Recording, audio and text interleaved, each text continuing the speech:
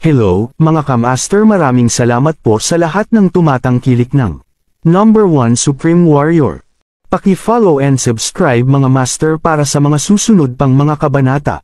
Number 1 Supreme Warrior. Kabanata 1731. Dahil ang lahat ay nagpakilala sa isa't isa, alam ni Helena ang mga pangalan ni Ella at ng iba pa.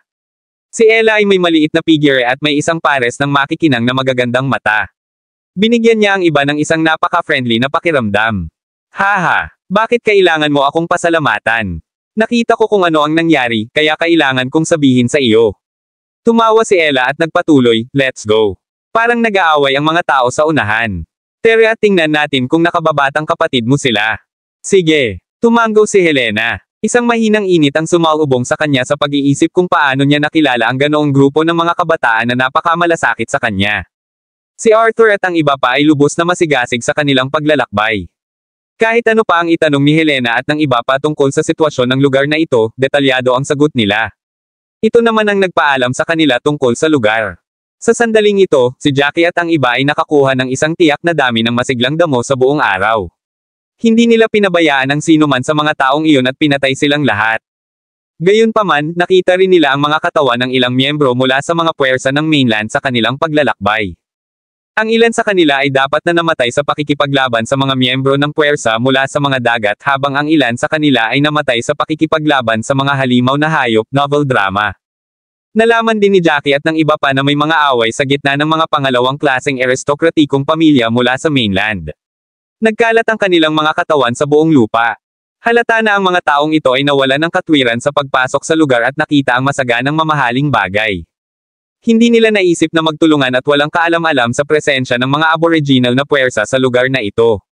Hindi rin nila alam na may alliance guard sa lugar na ito na napupuot sa kanila at nasusuklam na pumasok sila sa lugar na ito. Marami ang namatay sa loob ng 18 araw. Kinagabihan, nakahanap si Jackie at ang iba pa ng kuweba na matutuluyan. Bahagyang nag-alala si Jackie. Lahat ay naging abala sa pagkuha ng mga mahahalagang bagay sa pagpasok na ang ilan sa kanila ay walang ideya na ang isang alliance guard ay nabuo dito upang tukuyin kami. Ang hinaharap na paglalakbay ay isang mahirap, at ang ating lakas ay hihina kung ang ating mga tauhan ay mababawasan. Ngumiti ng mapait si Nash. Ano pa bang magagawa natin? Ganito ang mundo, at ang mga malalakas ay nasasabi.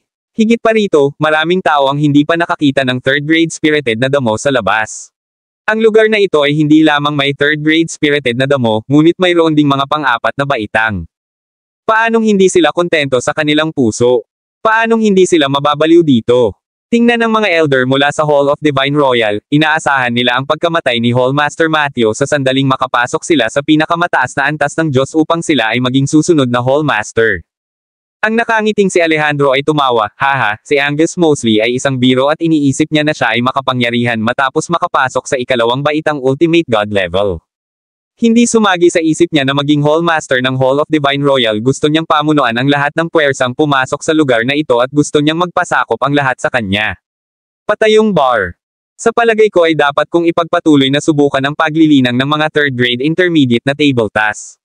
Sa kabutihang palad, mayroon akong isang maliit na bilang ng mga pangatlo at ika-4 na grado na mga remedyo ng tableta sa ngayon.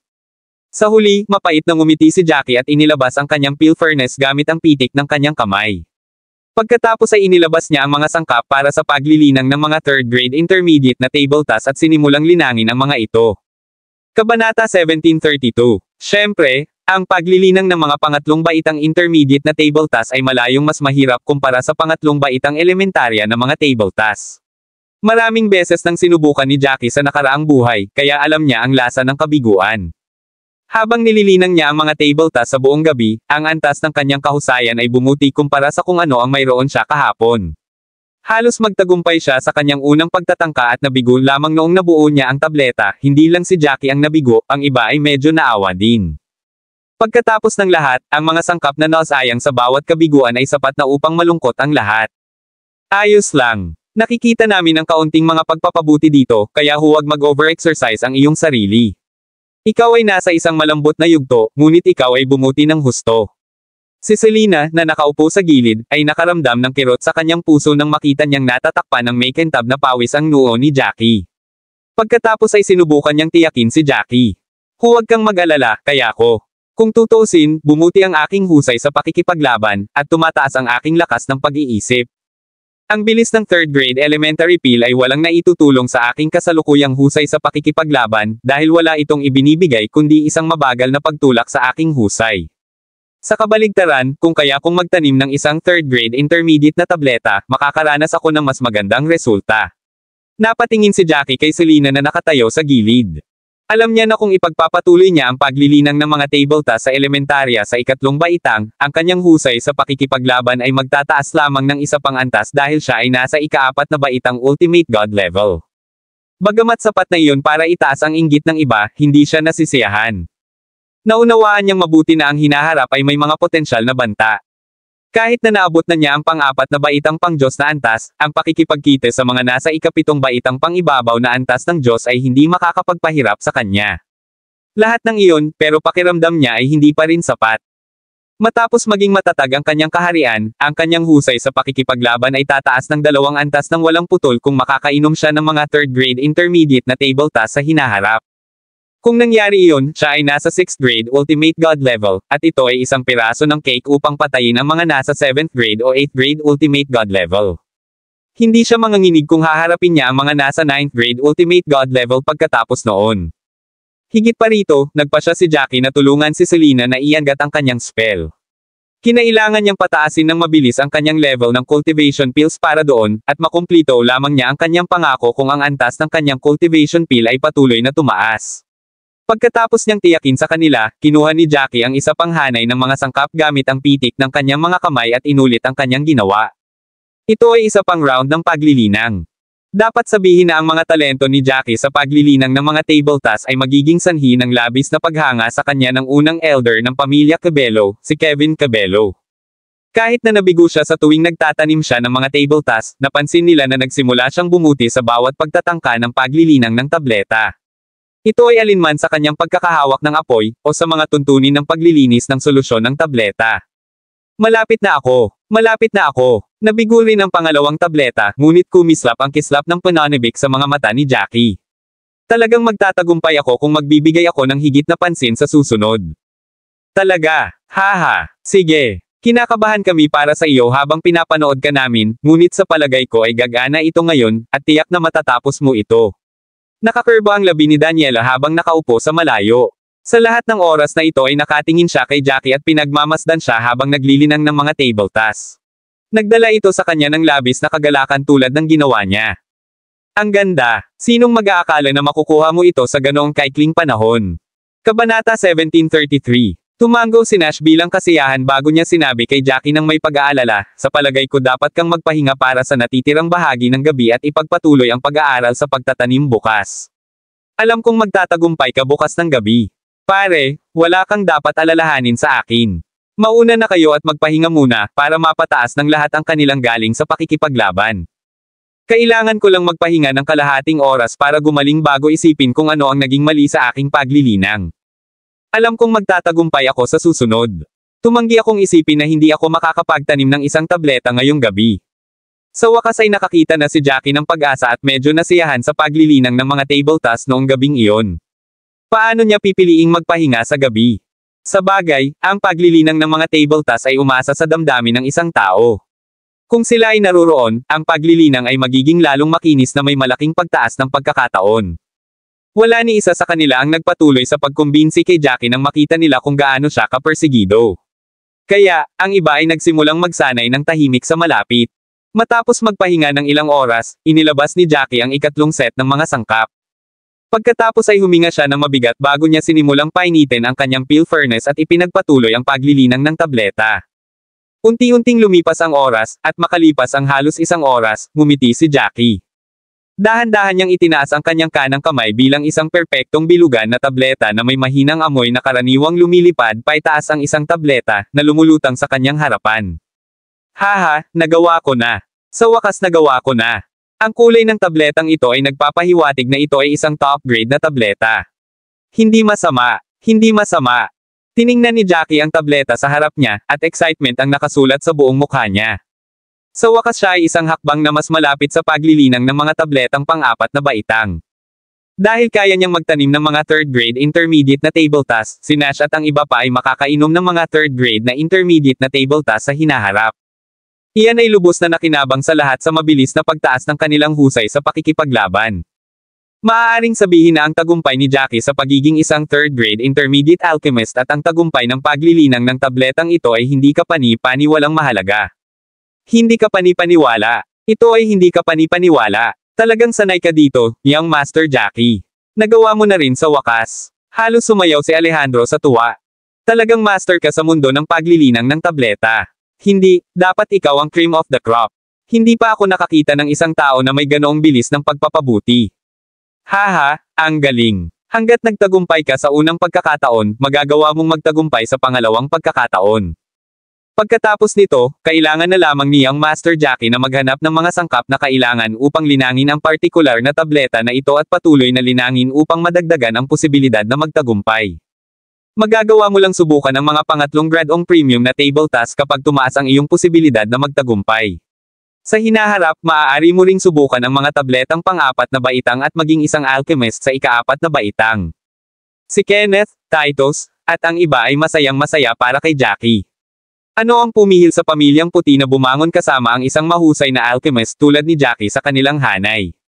Mukhang magkakaroon ng espesyal na posisyon ang pamilyang White sa lugar na ito sa hinaharap. Samantala, ang medyo may edad na lalaki na nakaupo sa sulok ay bahagyang umiling nang kumawala ang isang alon ng aura bago niya ito mabilis na binawi. Lahat ay labis na interesado kay Jackie at sa kanyang tagumpay na wala ni isa sa kanila ang nakapansin sa aura ripple. Gayunpaman, naramdaman ni Jackie ang alon ng aura nang lumingon siya at sumimangot, napakagandang gabing ito, na may dalawang masasayang okasyon. Nakalusot ang ikatlong elder. Kabanata 1734. Sa sinabi ni Jackie, dahan-daang tumayo si Lancelot na may kontentong ngiti sa labi. Third elder, talagang nakalusot ka na ba?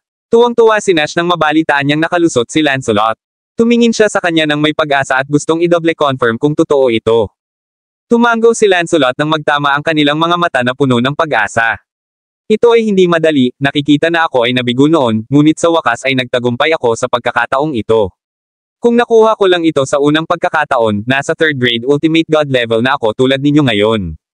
Dapat masaya ka. Ang husay sa pakikipaglaban ng first grade ultimate god level ay sapat na. Wala kang ideya kung gaano karaming mga tao ang gustong makapasok sa pinakamataas na antas ng Diyos.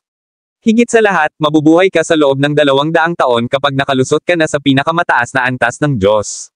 Isang matandang lalaki mula sa pamilya Cabello ang sumingit sa inggit. Sigh. Tumingin ka sa akin. Nasa elementary level pa lang ako ng totoong God level sa edad na ito. Hindi ko alam kung makakalusot pa ba ako sa ultimate God level sa buhay na ito. Sigurado akong makakarating ka doon dahil ang pagsasanay sa lugar na ito ay magbibigay ng mas mabilis na resulta. Ang chi dito ay mas mayaman, kung tutuusin. Hindi ako aalis sa lugar na ito kahit anong mangyari. Hindi katakatakang nawala ang lahat ng tinatawag na masters na pumunta rito pagkapasok sa lugar na ito at nag-iwan lamang ng alamat. Sino ang gustong umalis sa isang magandang lugar para sa pagsasanay? Natatarantang sabi ni Alejandro. Ang pakiramdam ng pagiging mas malakas ay kinuha sa kanya, at napuno siya ng pag-asa. Haha, tama ka. Ang paglusot sa mas mataas na kaharian ay ang pinakamahalagang aksyon, at mas magiging madali kapag nakapasok ako sa pangalawang antas ng tunay na Diyos sa hinaharap. Sa mga nakabol na kamao, lumakas ang determinasyon ni Lancelot nang maramdaman niya ang lakas sa kanyang katawan na lumakas ng ilang beses. Nais mo bang lumabas at subukan ang iyong kasalukuyang kapangyarihan sa pakikipaglaban? Gusto mo bang subukan ito sa 2 halimaw na hayop? Suntok ni Kenneth ng makulit at masayang sabi kay Lancelot. Gayunpaman, kailangan mong maghintay ng kaunti. Mukhang may 1 hanggang 2 oras pa bago magbukang liwayway. Iiwan namin ang mga halimaw na hayop sa iyo kapag dumating ang pagkakataon, sa sandaling sumikat ang araw. Sa palagay ko ay dapat akong umupo at magsimulang maging komportable sa aking kapangyarihan sa ngayon. Dapat kong subukan at patatagin muna ang aking husay sa pakikipaglaban bago ang anumang bagay. Umupo si Lancelot na nakatiklop ang mga paa at nagsimulang magsanay. Maingat ding iniligpit ni Jackie ang pil na nilinang niya. Ito ay isang magandang tableta, ngunit siya ay nakalusot lamang sa ika-4 na baitang ultimate god level ilang araw na ang nakalipas, at hindi niya magagamit ang tabletang ito para ipagpatuloy ang kanyang tagumpay. Ang kanyang kaharian ay hindi pa ganap na nagpapatatag, at hindi magandang bagay na gamitin ang tableta upang madagdagan ang kanyang husay sa pakikipaglaban. Kahit na tumaas ang kanyang husay sa pakikipaglaban noon, ang kanyang kaharian ay hindi magiging matatag, at hindi ito gagana ng mahabang panahon. Sa wakas ay lumiwanag ang langit makalipas ang halos 2 oras, at ang grupo ng mga tao ay lumabas. Natuwa rin ang mga nagbabantay sa labas nang malaman nila ang mga nagawa ni Jackie at ng iba pa. Gayunpaman, hindi inaasahan ni Jackie at ng kanyang kumpanya na makakatagpo sila ng humigit kumulang 12 kabataan ilang minuto lamang pagkatapos nilang simulan ang kanilang paglalakbay. Ang mga kabataang ito ay may parehong damit at parehong token sa kanilang tiyan. Halatang miyembro sila ng parehong puwersa. Ito ay kakaiba. Wala akong ideya kung saang puwersa nanggaling ang 12 taong nakilala namin. Haha, sinubukan nilang agawin sa akin ang masiglang damo kapag wala silang mataas na husay sa pakikipaglaban. Hindi ba death wish iyon? Nakabusangot ang mukha ng isa sa mga binata. On top of that, may mga ingay ng mga taong nag-aaway sa buong lugar. Bakit pakiramdam ko may mali? Isang mataba ang ngumisi at sinabi sa iba, huwag mo na lang silang pansinin. Halika, pupunta ba tayo sa kabilang bahagi ng gubat para tingnan ang dalawang nagbabantay sa pasukan? Novel drama. Sabi ng isa pang kabataang babae, ano ang makikita? Napakalayo ng lugar na iyon, at aabutin kami ng ilang araw kahit lumipad kami sa normal na bilis papunta sa lugar na iyon. Lahat ng iyon para lang bisitahin ang 2 taong nakakadismaya. Kung hindi sila nagkamali, hindi sila ipapadala dito para bantayan ang pasukan. Kabanata 1735. Haha, ang problema ay hindi sila nagkamali, lahat ay madaling kapitan sa paggawa nito. Masisisi lang nila ang sarili nila sa kanilang katangahan. Nakangiting sabi ng isang alagad. It was our turn, the Bloodshed Clan, to send our members to guard this area. Pinipili nila kung sino sa amin ang magbabantay sa simula ng taon. Sinong mag-aakalang tatamaan ng baril ang 2 iyon? Nawala ang ngiti sa mukha ng binata, gayunpaman, nang matapos siya, lahat ay dahil nakita niya ang isang grupo ng mahigit 1,000 tao sa harapan nila. Napahinto si Jackie at ang iba pa, na parehong nagulat nang mapansin ang kabilang partido. Bakit ang daming tao dito? Nakakunot ang noo ng matatabang kaharap habang pinag-aaralan si Jackie at ang kumpanya niya. Nataranta, ang matabang bamulong, hindi tama iyan. Hindi pa namin nakita ang mga token sa kanila noon. Pagkatapos ay may naisip ang isa sa mga babaeng disipulo at bumulalas, hindi ito tama. Ang mga taong ito ay hindi mula sa lugar na ito. Baka galing sila sa abandonadong lugar. Ang mga disipulo mula sa Bloodshed Clan ay huminga ng malalim at iniisip kung mali ba ang kanilang narinig. Young Master Jackie, tapos na tayo. Mukhang taga dito sila Naalarma, tiningnan ni Alejandro si Jackie ng masama. Sinabi naman ni Kenneth, bakit tayo matatakot? Halos 12 lang sila habang mas marami tayo. Kung mataas ang fighting prowess nila, bale marami kami. Higit pa riyan, wala pang 2,000 tao ang mayroon tayo. Kumunat ang noo ni Titus habang nagpatuloy, ang pinakamahalagang punto ay hindi natin alam kung saan nanggaling ang mga taong ito. Miyembro rin ba sila ng 9 Army tulad ni Ella Lavenge? Diretso ang tingin ni Jackie sa kabilang partido bago niya sinabi, ang mga taong ito ay dapat na miyembro ng Bloodshed Clan. Tingnan ang kanilang mga token, pareho sila ng 2 taong pinatay natin noon. Kulay maroon ang mga token at may nakaukit na salitang dugo sa kanila. Sandaling huminto si Jackie bago siya nagdagdag, gayunpaman, sa hitsura ng kanilang pananamit at edad, dapat silang mga disipulo ng Bloodshed Clan, at maaaring wala silang mataas na lakas sa pakikipaglaban. Marahan ang palitan ng mga salita sa isa't isa sa takot na marinig ng kalabang grupo ang kanilang usapan. Itinutok ng babaeng disipulo ang kanyang espada kay Jackie at sa kumpanya nito habang nagtatanong ito, bata, paano kayo nakapasok sa lugar na ito? Nasaan ang 2 alagad mula sa ating sekta na nagbabantay sa pasukan? Naisip ito ng mataba at agad na sinabing, Senior Sister Rowan Zander, napansin namin na may mali sa kagubatan dahil may mga tunog ng labanan. Mukhang higit pa rito ang dami ng pumasok. Sagot ni Rowan, magiging mahirap kung ganoon. Maaaring marami pa kung saan nanggaling ang mga ito. Siguradong pinalibutan at inatake nila ang 2 junior disciples na iyon o nakatakas sa kanila. Sa tingin ko, dapat na lang nating patayin ang mga taong ito at mag-iwan ng ilang tao upang bantayan ang panlabas na lugar ng kagubatan upang maiwasan ang mga ito sa pagtakas. Dapat bumalik agad ang iba para ipaalam sa matatanda ng sekta natin kung ano ang nangyayari. Kabanata 1736. Tigilan mo silang lahat. Nabigla si Jackie sa sinabi ni Rowan. Agad niyang sinenyasan ang lahat na kumilos gamit ang kanyang kamay. Whoosh whoosh whoosh. Kasunod ng utos ni Jackie, ang iba ay agad na lumipad palabas upang palibutan ang 12 ng mga disipulo ng Bloodshed Clan, kabilang si Rowan. Bahagyang nagulat si Rowan at ang iba pa nang makita nila ito. Ito ay mahusay. Mukhang bagong pasok lang kayo galing sa labas. Kung hindi, lahat kayo ay umalis sa kagubatan na ito. Haha, how dare you people stop us kapag ilan lang sa inyo ang nakalusot sa first stage ultimate god level. Kakatuwa ba kayo? Malamig na ngumiti si Jackie. Kayong mga tao ay ilan lamang sa mga disipulo mula sa Bloodshed Clan.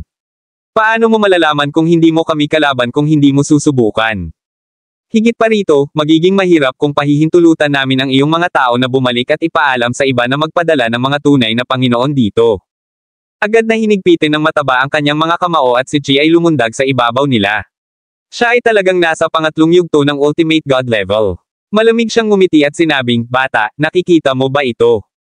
Isang pangatlong yugto ng Ultimate God level fighting prowess. Sa palagay mo gaano katagal kayo makakalaban sa amin? Ako ay nasa ikatlong yugto ng Ultimate God level habang ang aking senior na si Sister Rowan ay nasa ika-6 na yugto ng Ultimate God level. Sok. Hindi pa ba sapat iyon para patayin kayo?" Nagsimula na ring ngumiti ng malamig si Rowan. Gayunpaman, kailangan kong aminin, ang mga taong ito ay talagang matalino. Kung hindi nila tayo pinigilan, natatakot sila na baka dumating ang mga matatanda o patronim ng ating sekta. Kung kaya nila tayong patayin, siguradong ligtas sila sa ilang oras, tama ba ako? Sa kasamaang palad. Hindi ba sila tumitingin sa atin, mga alagad? Hindi kami mga informal na disipulo, kami ay mga formal na disipulo ng Bloodshed Clan. Ang isa pang disipulo sa pangalawang baitang Ultimate God level ay naglabas din ng kanyang aura. Hinigpitin niya ang kanyang mga kamao at sinabing, ang mga formal na disipulo ay para lamang sa mga nasa pinakamataas na antas ng Diyos. Tungkol naman sa mga informal na disipulo, sila ay nasa tunay na antas ng Diyos. Para naman sa mga nasa semi-God level. Haha, maaari lang silang maging mga normal na disipulo. Halata na ang mga taong ito ay may mataas na ekspresyon sa kanilang mga mukha pagkatapos nilang magsalita tungkol sa kanilang posisyon. Itinuring silang mga bihirang master sa kanilang sekta. Bagamat hindi sila magkatulad ng mga tunay na Panginoon, ang mga disipulong tulad ni Rowan ay maaakit pa rin ng maraming disipulong nangungutya sa kanya kapag pumasok sila sa sekta. Magulo ito. Walang dapat ikatakot kung sila ay nasa first stage o second stage Ultimate God level. Sino ang nakakaalam na ang batang babae na ito ay nasa ika-6 na yugto ng Ultimate God level? Bahagyang nagdilim ang mukha ni Alejandro nang makita ang tunay na lakas ng mga taong ito sa harapan nila. Mukhang ang pinakamalakas na tao sa kabilang partido ay ang babaeng disipulo na kilala bilang Rowan.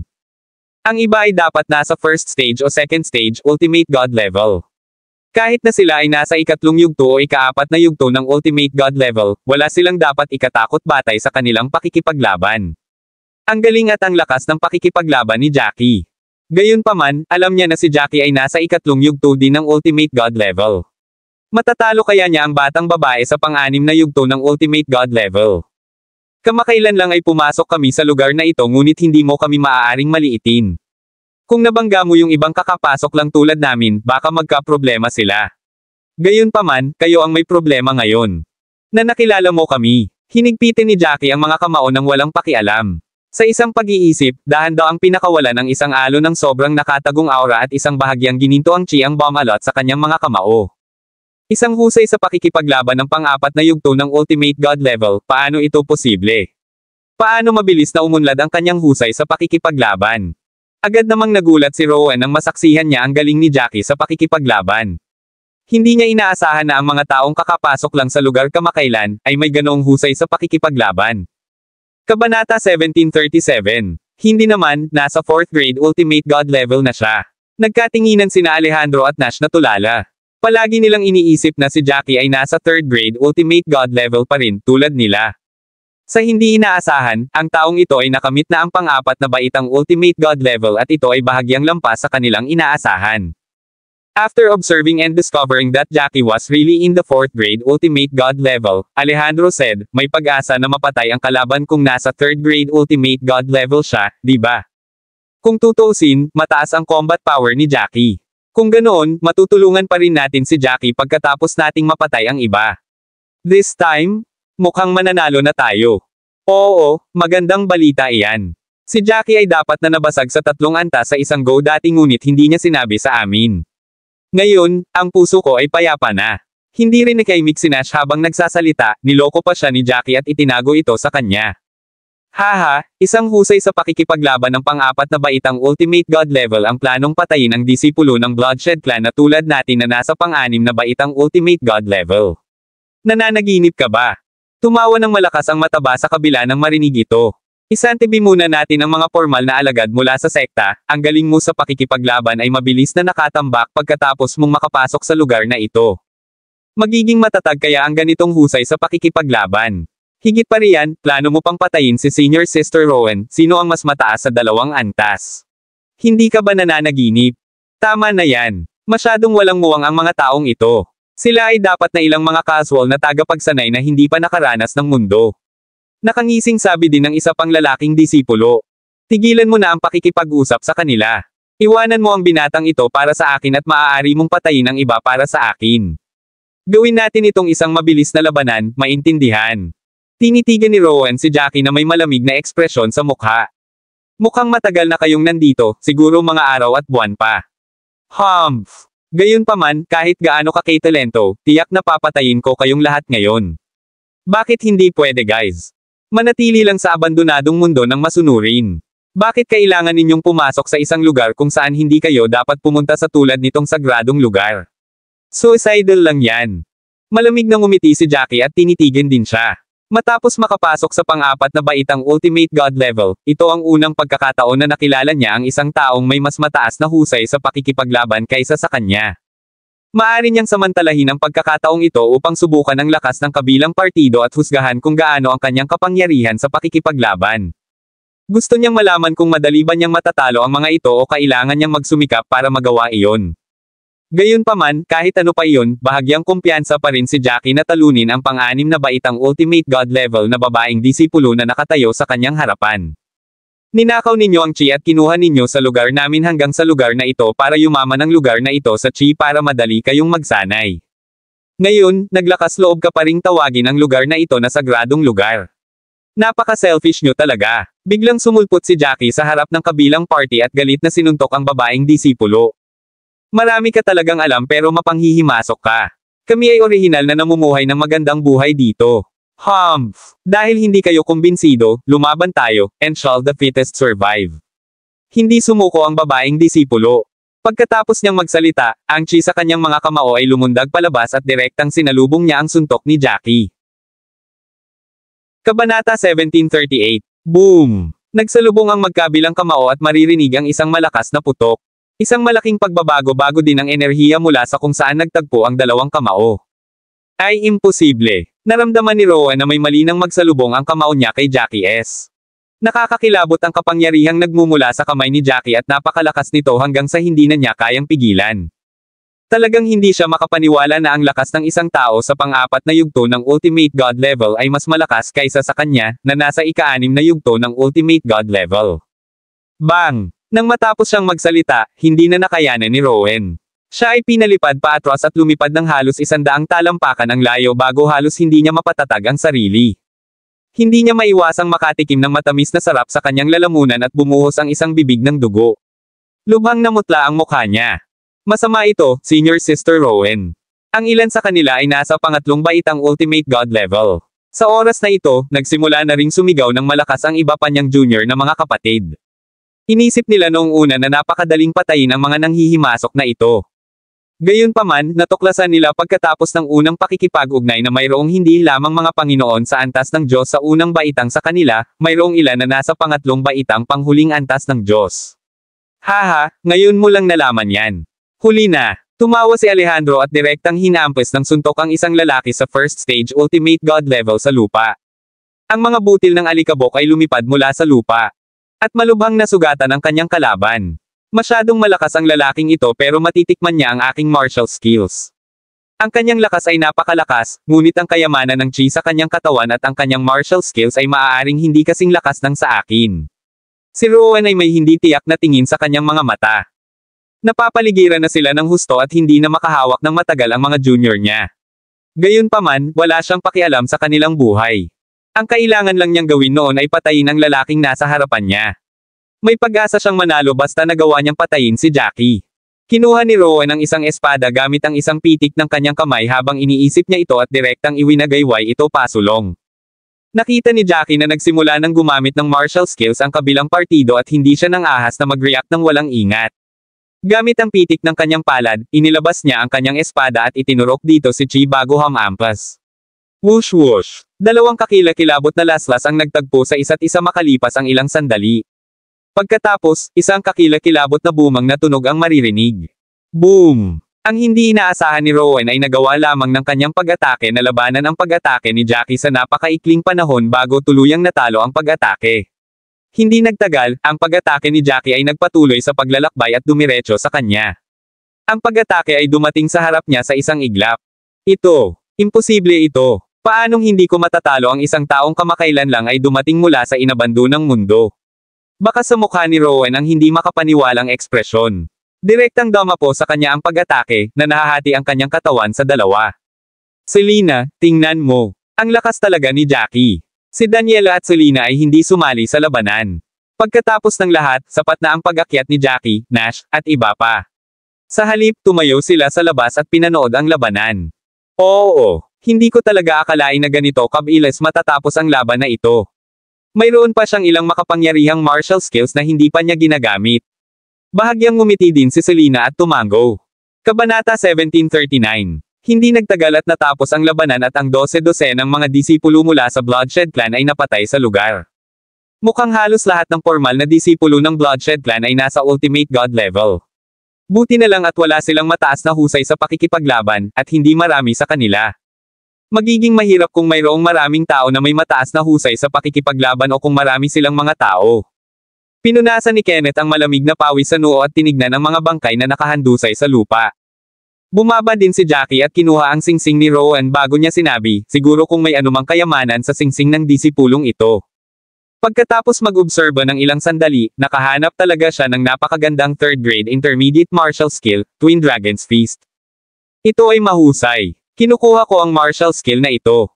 Itinabi ito ni Jackie matapos itong tingnan saglit. Dapat ninyong tingnan ang mga martial ring ng iba pang mga disipulo at tingnan kung mayroong anumang bagay para sa inyo. Oo nga pala, dapat mong tingnan at tingnan kung mayroong masiglang damo na angkop para sa alchemy. Sige, kung mayroong ilang mahusay na kasanayan sa militar, makakatulong ito na madagdagan ang ating lakas sa pakikipaglaban. Masayang lumipad pababa si Lancelot at ang iba pa. Pagkaraan ng ilang panahon, pinaghati-hati ng lahat ang mga bagay na dating pag-aari ng mga alagad na ito sa kanilang sarili. Gayunpaman, walang maraming materyales na dapat hatiin. Gayunpaman, mayroong ilang pangalawang baitang premium na kasanayan sa militar at 2 ikatlong baitang elementarya na kasanayan sa militar na medyo mahusay. Ang mga bangkay ng mga disipulong ito mula sa Bloodshed Clan ay kakainin ng mga halimaw na hayop sa lalong madaling panahon. Kung mabilis tayong umalis sa lugar na ito, hindi malalaman ng mga tao na tayo ang pumatay sa kanila. Hindi napigilan ni Nash na magsalita pagkatapos mag-isip. Si Jackie naman ay sumimangot. Bakit biglang pumunta dito ang isang dosenang disipulo mula sa Bloodshed Clan? Nandito ba sila para manghuli ng kayamanan? Nagtataka ako kung may iba pang mga disipulo ng Bloodshed Clan na papunta dito. Magiging mahirap kung marami sila at kung ang ibang mga disipulo ay may mas mataas na kahusayan sa pakikipaglaban. However, Alejandro said confidently, "Hoy, anong nakakatakot doon? Ang babae kanina ay nasa pang-6 na baitang Ultimate God level at nakita ko kung gaano ka-relax nang makitungo ka sa kanya. Nangangahulugan ito na maaari kang pumatay ng mga disipulo sa ika-7 baitang Ultimate God level. Kaya naman, sigurado akong may kapangyarihan kang labanan ang isang tao sa ika-8 yugto ng Ultimate God level. Gayunpaman, ang mga naturang mandirigma ay dapat na mga patronum o mga taong may mas mataas na ranggo sa Bloodshed Clan, tama ba ako?" Sabi rin ni Kenneth na may ngiti sa labi, oo, hanggat hindi patronum o matatanda ang mga pumupunta rito, walang dapat ikatakot sa mga formal na disipulong ito. Maliban na lang kung may dumating na malaking grupo sa kanila. Tapos, wala na tayong magagawa. Kung tungkol sa mga tinatawag na normal na disipulo at di formal na mga disipulo, sila ay magiging isang piraso ng cake para sa amin. Ligtas pa rin tayo sa ngayon pero natatakot lang ako na malaman tayo ng mga miyembro ng Bloodshed Clan o ng iba pang makapangyarihang miyembro ng Alliance Guard. Tsaka hindi pa namin nakikilala si Helena at ang iba pa. Hindi rin natin alam kung ano ang kalagayan ng ibang miyembro ng pamilyang White at ng pamilya Cabello ngayon. Ngumiti ng mapait si Jackie at nagpatuloy sa pagsasalita ng emosyonal. Sigh. Sana marami sa mga miyembro ng White family at ang Cabello family ang nakaligtas. Oo, nag-aalala din ako kay Helena. Napabuntong hininga si Alejandro nang makaramdam siya ng kawalan. Ito ay mahusay. Young Master Jackie. Si Young Master Jackie at ang iba pa. Sa sandaling ito, isang boses ang maririnig at isang grupo ng mga tao ang lumipad mula sa ibang direksyon. Tuwang-tuwa si Jackie nang marinig niya ito at agad na nilingon.